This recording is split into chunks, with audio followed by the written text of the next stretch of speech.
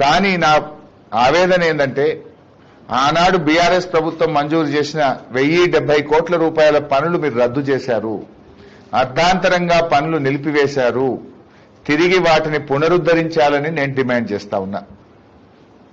ప్రభుత్వ veterinary college ఆగిపోయింది, Ranganayak Sagar tourism project ఆగిపోయింది, కోమచ్చెరు శిల్పారామం అర్ధాంతరంగా ఆగిపోయి ఆ పనులు మిమ్మల్ని వెక్కిరిస్తా ఉన్నాయి. సిద్దిపేట నియోజకవర్గ ఔటర్ రింగ్ రోడ్ పనులు ఆగిపోయినాయి. తోర్నాలలో బీఎస్సీ అగ్రికల్చర్ ఆఫీస్ యొక్క భవనం ఆగిపోయింది, కాలేజ్ బిల్డింగ్ ఆగిపోయింది. బీఎస్సీ అగ్రికల్చర్ కాలేజ్ బిల్డింగ్ పనులు ఆగిపోయినాయి.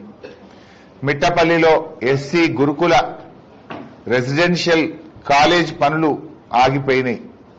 మా స్పోర్ట్స్ స్టేడియం పనులు ఆగిపోయినాయి. 2 టౌన్ పోలీస్ స్టేషన్ భవనం, 3 టౌన్ పోలీస్ స్టేషన్ భవనం, సిద్దిపేట ఇల్లంతకుంట 4 లైన్ రోడ్, సిద్దిపేట కిష్టాపూర్ రహదారి, అదేవిధంగా మల్టీపర్పస్ ఆడిటోరియం, ఇక్కడే బ్లాక్ ఆఫీస్ చౌరస్తాలో integrated veg non veg market. ఈ పనులన్నీ మీరు రద్దు చేసినారు. ఈ పనులలో కొన్నింటిని మీరు కొడంగల్కి ఎత్తుకపోయినారు. సిద్దిపేట వెటర్నరీ కాలేజీ కలెక్టరేట్ పక్కనే హెలికాప్టర్లకు వెళ్ళి చూడు, పిల్లర్లు నిన్ను ఎక్కిరిస్తాయి. అర్ధాంతరంగా ఆగిపోయిన పనులు నిన్ను ఎక్కిరిస్తాయి. అది సగం పనులు అయినాక ఆ కాలేజీని నువ్వు కొడంగల్కి ఎత్తుకపోయినావు. ఇది ఒక ముఖ్యమంత్రికి చేసే పనే? ఏ మొహం పెట్టుకుని సిద్దిపేట వస్తున్నావు? నేను మీ వెటర్నరీ కాలేజీ సిద్దిపేటలో రద్దు చేసి కొడంగల్కి ఎత్తుకపోయినా చాలా గొప్ప పని చేసినా అని చెప్పడానికి వస్తున్నావా?